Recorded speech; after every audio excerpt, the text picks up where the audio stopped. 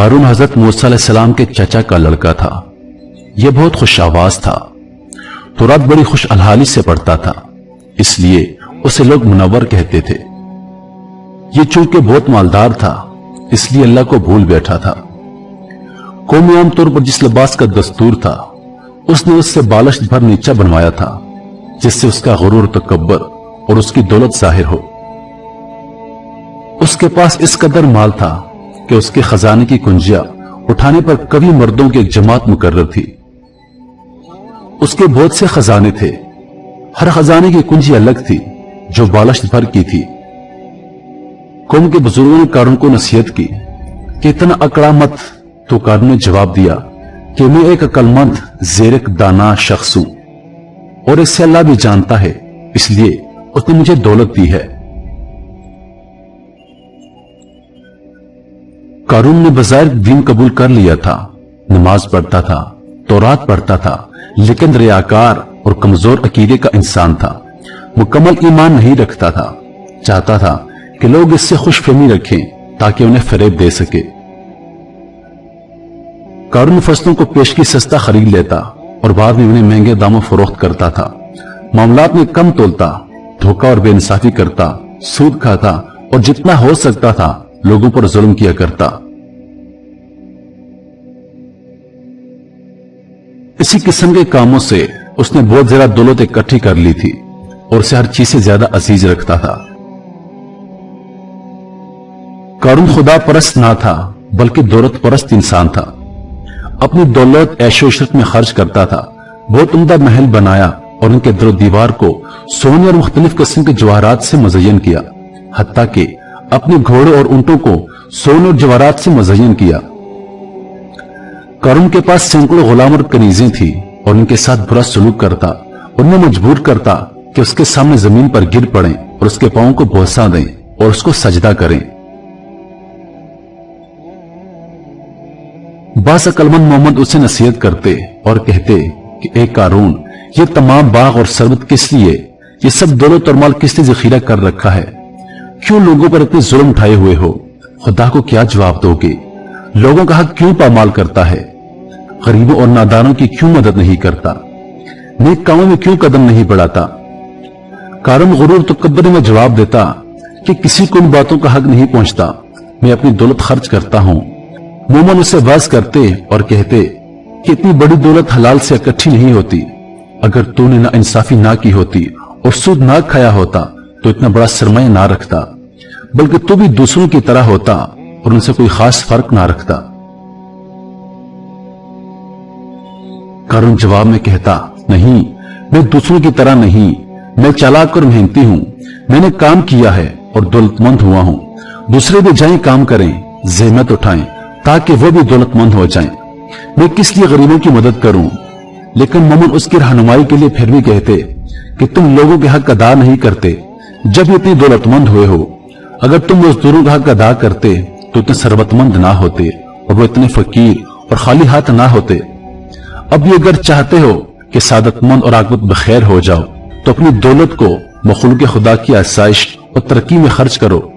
دولت کا انبار لگا لینا اچھا نہیں، دولت کو ان راستوں میں کہ جسے خدا پسند کرتا ہے خرچ کرو۔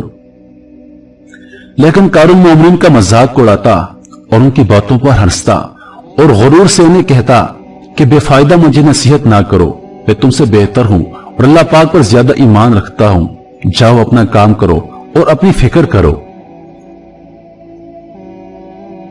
قارون ایک دن نہایت قیمتی پوشاک پہن کر برق عمدہ سواری پر سوار ہو کر اپنے غلاموں کو آگے پیچھے بیش بہا پوشاکیں پہنائے ہوئے لے کر بڑے ٹھاٹ سے اترتا ہوا نکلا۔ اس کا یہ ٹھاٹ، یہ زینت اور تجمل دیکھ کر دنیا داروں کے منہ میں پانی بھر آیا اور کہنے لگے، کاش ہمارے پاس بھی اتنا مال ہوتا، یہ تو بڑا خوش نصیب ہے اور بڑی قسمت والا ہے۔ قارون اسی ناز و انداز سے نکلا، وہ سفید قیمتی خچر پر بیش بہا پوشاک پہنے تھا۔ تب ادھر حضرت موسیٰ علیہ السلام خطبہ پڑھ رہے تھے، بنی اسرائیل کا مجمع لگا ہوا تھا، سب کی نگاہیں اس کی دھوم دھام پر لگ گئی۔ حضرت موسیٰ علیہ السلام کو اس کا یہ انداز پسند نہ آیا اور حضرت موسیٰ علیہ السلام نے اس سے پوچھا، اس طرح کیسے نکلے ہو؟ اس نے کہا एक फजीलत अल्लाह ने तुम्हें दे रखी है। अगर तुम्हारे पास नबूवत है तो मेरे पास इज्जत और दौलत है। अगर आपको मेरी फजीलत में शक है तो मैं तैयार हूं, आप अल्लाह से दुआ करें। देख लीजिए अल्लाह किसकी दुआ कबूल करता है। आप अलैहिस्सलाम उसकी बात पर आमादा हो गए और उसे लेकर चले। हजरत मूसा अलैहिस्सलाम ने उससे फरमाया, पहले तू दुआ करता है या मैं करूं? कारून ने कहा, पहले मैं दुआ करूंगा। उसने दुआ मांगी लेकिन कबूल ना हुई। हजरत मूसा अलैहिस्सलाम ने अल्लाह ताला से दुआ की कि या अल्लाह जमीन को हुक्म कीजिए जो मैं कहूं मान ले। अल्लाह ताला ने आप अलैहिस्सलाम की दुआ कबूल फरमाई और वही आई कि मैंने जमीन को तेरी अतात का हुक्म दे दिया है। हजरत मूसा अलैहिस्सलाम ने सुनकर जमीन से कहा, ए जमीन, इसे और इसके तमाम साथियों को पकड़ ले। वहीं ये लोग अपने कदमों तक जमीन में धंस गए, फिर मुंडों तक। फिर फरमाया, इसके खजाने और इसके माल भी यहीं ले आओ। उस वक्त कारून के तमाम खजाने आ गए। आप अलैहिस्सलाम ने अपने हाथ से इशारा किया, कारून अपने खजाने समेत जमीन में धंसा दिया गया। जमीन जैसी थी वैसी हो गई।